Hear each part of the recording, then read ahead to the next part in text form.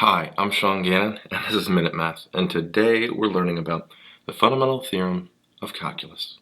Minute Math, when you need help you use Minute Math.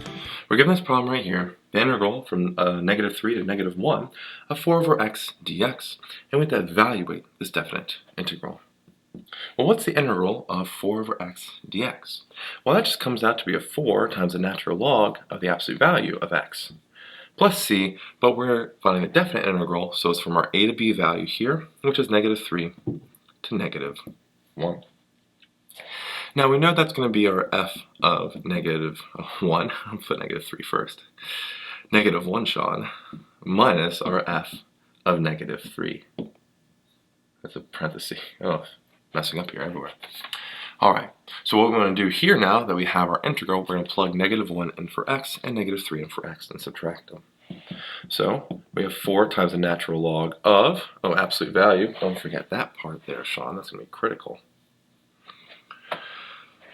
of a -1, okay, minus 4 times the natural log of the absolute value of -3. Okay? Well, 4 times the natural log of the absolute value of -1 comes out to just be 0. Minus here, 4 times the natural log of absolute value of -3, well, that just makes it a positive 3, and so we have minus a 4 natural log of a positive 3.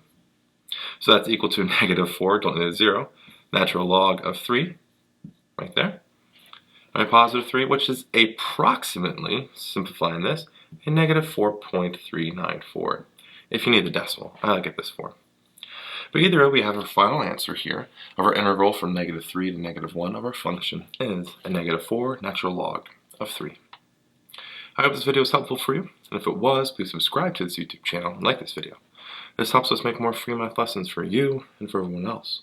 So as always, thanks for watching. Minute Math, when you need help you use Minute Math.